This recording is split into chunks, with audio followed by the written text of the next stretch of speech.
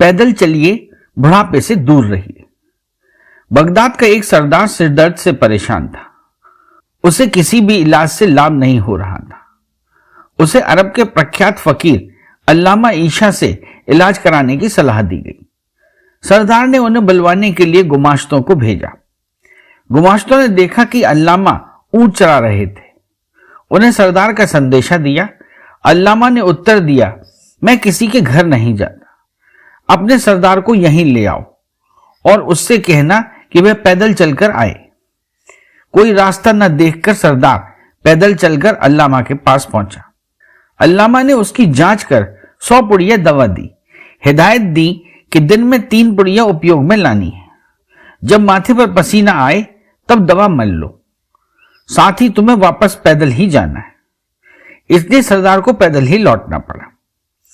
माथे पर पसीना लाने का एक ही उपाय था कि तेज चाल से चला जाए। सरदार ने वही किया और 3 सप्ताह में वापस बगदाद पहुंचा। रास्ते पर पसीना निकलने पर पुड़िया मलता रहा। वापस बगदाद पहुंचने से पहले ही सिर दर्द दूर हो गया, पर दवा बच गई थी। फिर गुमाश्तों को भेजा कि पूछो बची हुई दवा का क्या किया जाए।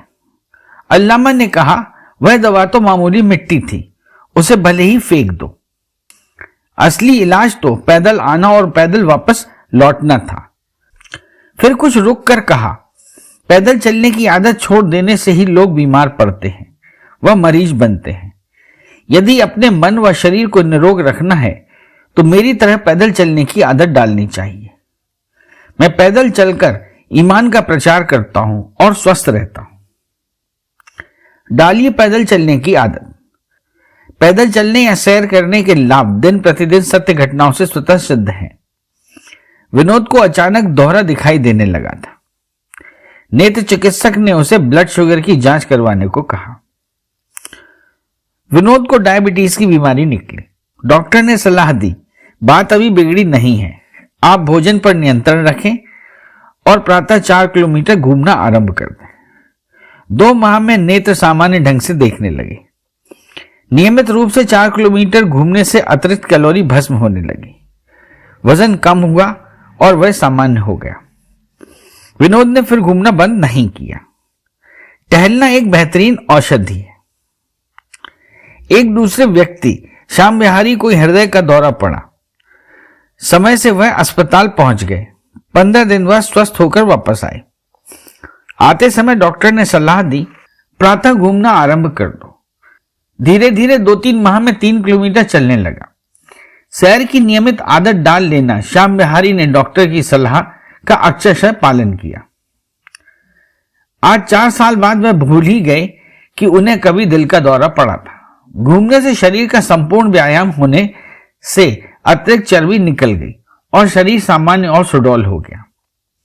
अब वह सामान्य जीवन जी रहे हैं। लंबी जिंदगी के लिए टहलना जरूरी। एक सज्जन ने अवकाश प्राप्ति के बाद प्रातः 4 मील घूमना आरंभ कर दिया। यह तब की बात है जब भारत में औसत आयु 50 वर्ष के आसपास होती थी।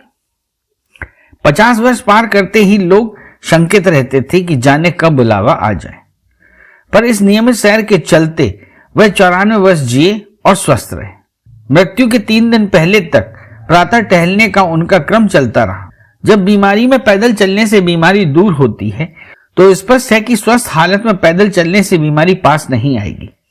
वैसे तो बीमारी कोई रोक नहीं सकता, पर स्वास्थ्य के नियमों का पालन करके उससे उसके प्रभाव व फिर लौट आने की आशंका को कम अवश्य किया जा सकता है। नहीं करें व्यायाम के साथ टहलने की तुलना।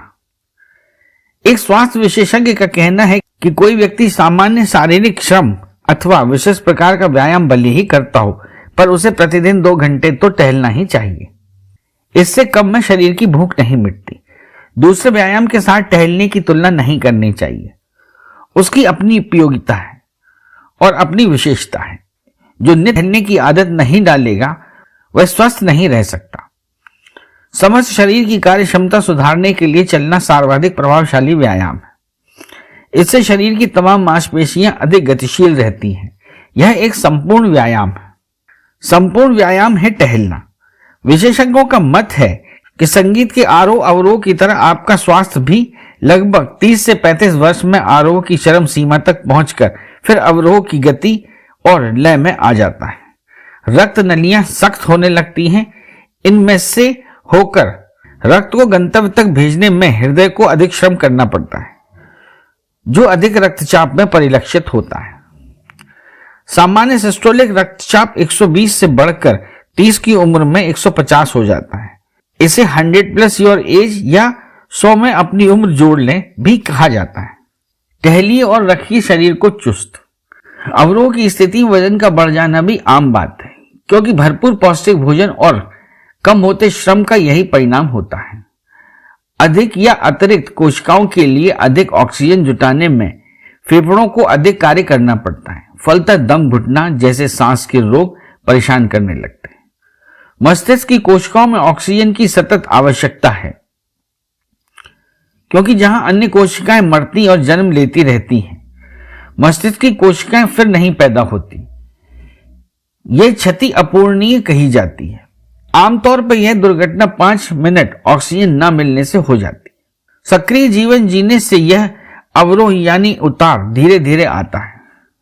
व्यक्ति जितना निष्क्रिय रहता है, उतनी ही जल्द बुढ़ापे के लक्षण दिखाई देने लगते हैं। कुछ नहीं करने वाले अवकाश प्राप्त व्यक्ति जो केवल टेलीविजन या रेडियो देखकर सुनकर समय काटते हैं, जल्द ही मानसिक चेतनता खोने लगते हैं। इस उतार की क्रिया को धीमा करने के लिए नियमित व्यायाम आवश्यक है। संपूर्ण शरीर को चुस्त रखने वाला टहलना ही एक सही व्यायाम है। टहलने के साथ मन में भाव रहता है कि हम स्वास्थ्य लाभ के लिए टहल रहे हैं। प्रयास व भावना का सम्मिश्रण शरीर को स्वस्थ रखने के रूप में सामने आता है। वैसे तो लोहार दिन भर हथौड़ा चलाता है, डाकिया कई घंटे चलता है, गृहिणियां घर में घूमती हैं, पर इन सब में स्वास्थ्य लाभ का भाव नहीं होता। जीवन यापन के लिए करना है, इसलिए किया जाता है। कुछ बेकार भाव आ जाता है, इससे लाभ नहीं होता। इसी प्रकार के मनोवैज्ञानिक कारणों से शारीरिक व्याधियां भी होती हैं, जिन्हें साइकोसोमैटिक बीमारियां कहा जाता है। मोटापा है कई बीमारियों का कारण। अधिक वजन व मोटापा अनेक व्याधियों के मूल में रहता है। विशेषकर राजरोग, मधुमेह, रक्तचाप, हृदय रोग के मामले में खाली मोटापा इतना परेशान नहीं करता, पर जब साथ में मधुमेह हो, अधिक रक्तचाप हो और धूम्रपान की आदत हो, फिर तो वजन कम करने के सिवा कोई उपाय नहीं है। भोजन संतुलित करके व्यायाम करना ही वजन को घटाने का एकमात्र उपाय है, ताकि जितनी कैलोरी ली जाए उससे कुछ अधिक भस्म हो जाए। पैदल चलने से अधिक मात्रा में ऑक्सीजन अंदर जाने से धूम्रपान करने वालों के रक्त में कार्बन मोनोऑक्साइड गैस और निकोटीन का प्रतिशत कम होता है व रक्त वाहिनियों का लचीलापन बढ़ता है। अतः अधिक दबाव में रक्त वाहिनियों के फटने की आशंका कम होती है। इससे दिल का दौरा पड़ने का खतरा भी कम हो जाता है। पैदल चलिए, बुढ़ापे से दूर रहिए। उम्र कितनी भी हो, अभी देर नहीं हुई है। पैदल चलना बुढ़ापे को दूर रखने का अचूक नुस्खा है। यही स्वास्थ्य लाभ करने का प्राकृतिक व स्वाभाविक तरीका है। इसका लाभ बाल, वृद्ध, किशोर, युवा, नर नारी, रोगी सभी उठा सकते हैं। जानवर अपना स्वास्थ्य दौड़कर व चलकर ही तो ठीक रखते हैं, फिर क्या आश्चर्य। न तो उन्हें दिल का दौरा पड़ता है और न ही मस्तिष्क की कोई बीमारी होती है। दिन में भी चलने का अधिकाधिक प्रयास किया जा सकता है। कार्यालय पास हो तो पैदल जाया जाए, वहां लिफ्ट का उपयोग यथासंभव ना ही किया जाए। टेलीफोन करने के बदले पास के कमरों में स्वयं जाकर बात कर ली जाए तथा भोजन अवकाश के समय थोड़ा टहल लिया जाए। इस सिलसिले में निम्न बातों का ध्यान रखकर अधिक लाभ उठाया जा सकता है। टहलने के लिए प्रातः काल का समय उपयुक्त है। इस समय हवा शुद्ध होती है और इसमें ऑक्सीजन का प्रतिशत अधिक होता है। सूर्य की किरणों में उपस्थित पराबैंगनी किरणें हमारी त्वचा पर लाभकारी प्रभाव डालती हैं और इससे हमें विटामिन डी प्राप्त होता है। 3-4 किलोमीटर तक टहलना अच्छा रहता है। टहलने की अवधि 15 मिनट से आरंभ कर 45 से 60 मिनट तक बढ़ाई जा सकती है। चाल का निर्धारण स्वास्थ्य पर निर्भर करेगा। टहलने के समय मुंह बंद रखा जाए, गहरी सांस लेने का प्रयास हो ताकि अधिक से अधिक स्वच्छ वायु भीतर जाए और पूरी सांस बाहर निकाली जाए। इस कारण अकेले टहलना लाभकारी होता है।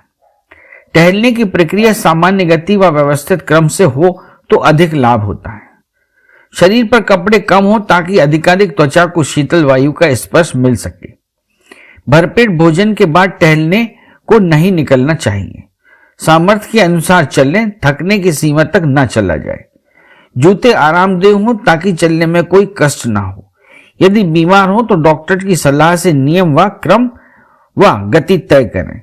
पैदल चलने की आदत शरीर को स्वस्थ रखने के लिए उत्तम आदत है। आज ही पैदल चलने का निश्चित कार्यक्रम बनाएं। अरे हाँ, इस चैनल को लाइक और सब्सक्राइब करना ना भूलें। देखते रहिए बंजारा बीट्स।